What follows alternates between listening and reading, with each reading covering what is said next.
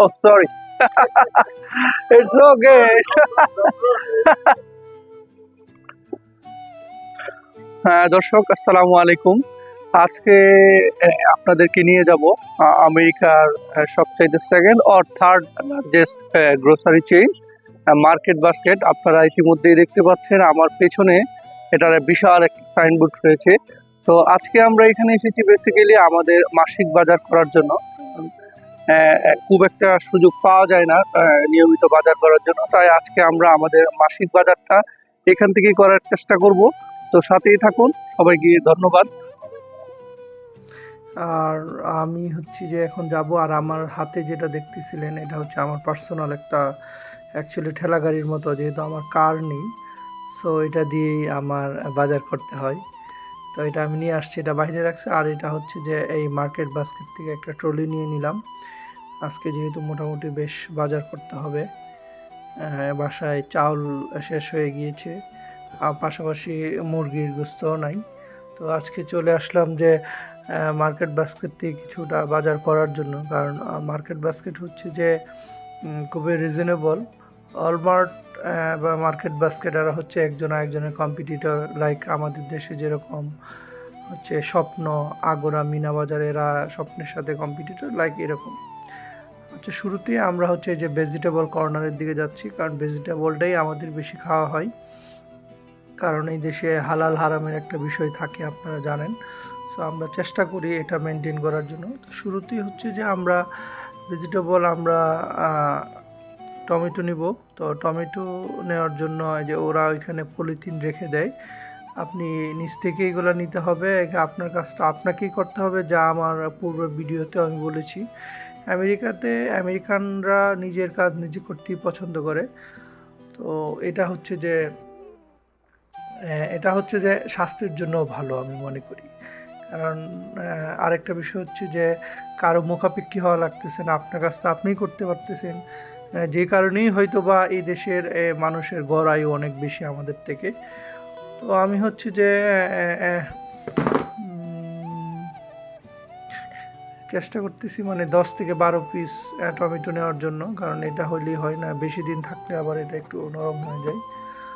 তো আমার যে ক্যামেরাম্যান, বেসিক্যালি আমার হচ্ছে যে আমার ওয়াইফ আছেন। তো এটা হচ্ছে 1.5 পাউন্ড, মেবি 1.5 পাউন্ডের মতো হয়েছে, 1.5, রাইট। এখানে 8-10টা হবে লাইক। তো এরপরে আমরা আরও সামনের দিকে আগাবো। তো এক ভদ্রলোকের ট্রলিতে আমি রেখে দিয়েছিলাম, এই জন্য উনি আর আমি হাসতেছিলাম। আমি ভুলে আমার ট্রলি রেখে অন্যটাই রেখে দিয়েছিলাম। তো আমরা হচ্ছে যে এখন কিছু ব্রোকলিও নিব। তো আরেকজন যেহেতু নিচ্ছে, তাই আমরা এই দিক থেকে শুকনো মরিচ দেখতেছিলাম। আচ্ছা, একটা পলিথিন নিয়ে নিলাম, ভদ্রমহিলা চলে গিয়েছে। তো এই যে ব্রোকলি, এটা প্রায় সময় ভাজি করে খাওয়া হয়, তাই একটা ব্রোকলি আমাদের আজকে দরকার।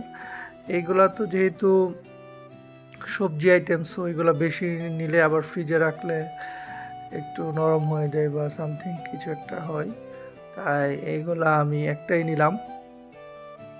তো এখানে প্রত্যেকটা প্রোডাক্টের উপরে আপনারা দেখবেন এই যে এখানে প্রাইস লেখা আছে, কোনটা কত টাকা কত ডলার, রাইট। 1.99। এটা হচ্ছে একটা ব্রোকলি যদি হচ্ছে যে 1 পাউন্ড হয়, তাহলে হচ্ছে 1.99, মানে $2 প্রায়। এখন হচ্ছে যে আমি নিব আমার ফুলকপি, যেটা আমার হচ্ছে সবচাইতে ফেভারিট। আর এখানের ফুলকপির একটা কি বলবো, ফুলকপির হচ্ছে সবচেয়ে ভালো দিক, আমাদের দেশে তো হয় কি, ফুলকপির অনেক পোকা থাকে, বা বিভিন্ন ধরনের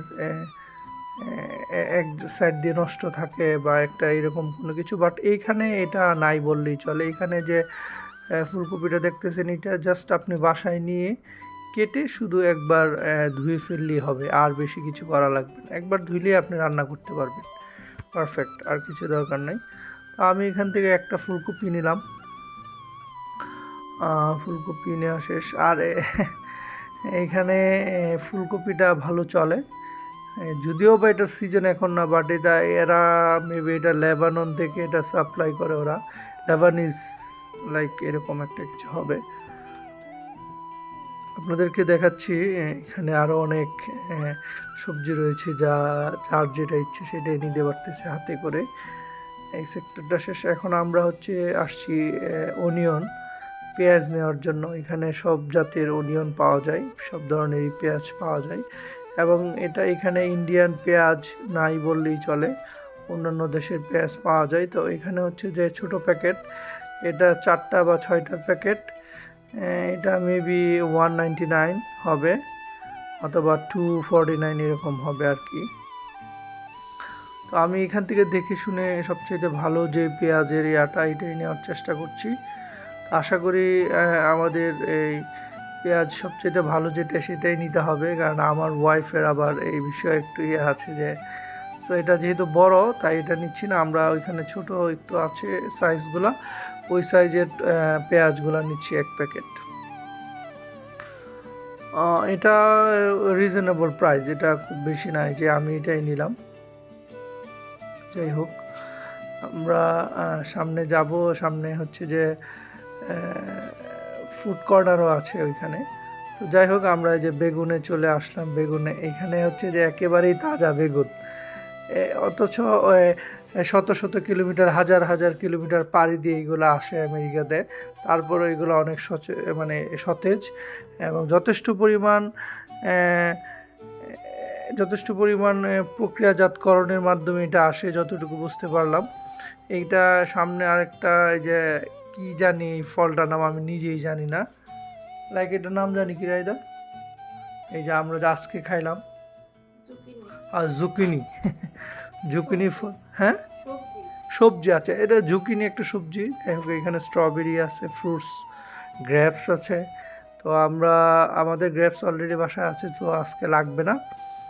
তো আমরা যে আমাদের সবচেয়ে বেশি যেটা ইম্পর্টেন্ট হয় সেটা যে গোস্ত, মুরগির মাংস শেষ হয়ে গিয়েছে। আচ্ছা, এটা যে এই যে পামকিন, আমরা যেটা মিষ্টি লাউ বলি আর কি, এরকম এখানে কামরাঙ্গাও পাওয়া যায়, কলাও পাওয়া যায়, সব কিছুই আছে।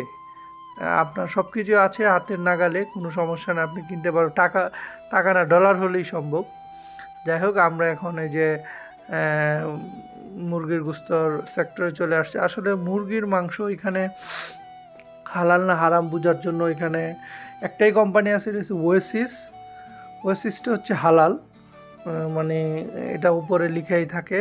তো এটার সেক্টরটা খুবই ছোট, হালাল মাংসের। এইখানে তো ম্যাক্সিমাম লোক এইগুলো বিবেচনা করার দরকার নাই, বিশেষ করে যারা মুসলিম ফ্যামিলি আছে ওনারা এটা খুব সতর্কতার সাথেই করে নেন। তো আমি যে ব্রেস্ট পিস নিলাম দুই বক্স, আর যে একটা নিলাম লেগ পিসের।